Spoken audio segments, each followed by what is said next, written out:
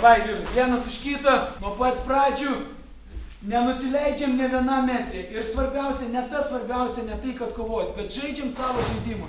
Žinot, visą savaitę atidirbom, kaip žaisim. Tai tą norim pamatyti. Davai, Mara. 1, 2, 3.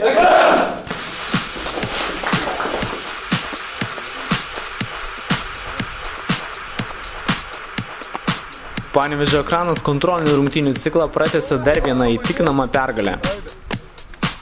Šį kartą ekraniečiai net 10-1 įveikė Kėdainių Nevėžio ekipą. Nuo pat pirmų rungtynių minučių ekraniečiai užgulė svečių iš Kėdainių vartus ir įvarčių ilgai laukti nereikėjo. Jau per pirmas 15 minučių Ekranas 4 kartus kamuoliu pasiuntė į varžovų vartus, o ekipos gretose 2 kart pasižymėjo komandos naujokas Tomas Dabkus, kartą tiksliai smūgiavo peržiūroje esantis Lukas Kochanauskas bei Edvardas Tamulevičius. Pirmajame kėlinyje šeimininkai neketino mažinti apsukų ir toliau mušė įvarčius į Kėdainių ekipos vartus. Iki pertraukos pasižymėti spėjo Rokas Stanulevičius ir Rytis Pilotas. Antrajame kėlinyje Ekrano įvarčių seriją tęsė tas pats Rokas Stanulevičius, peržiūroje esantis gerai Ekrano gerbėjams pažįstamas Dominikas Galkevičius, legionierius Sučėnų Ume ir dar kartą pasižymėjo Lukas Kochanauskas.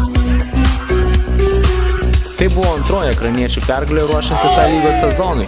Pirmajame susitikime mėlynai raudoniai įtikinamai 3-0 įveikė Daugpilio klubą. Artimiausias draugiškas rungtynes Panevėžio Ekranas žais su pirmos lygos prizininku Trakų klubu, kuris šiemet siekė A lygos licenzijos.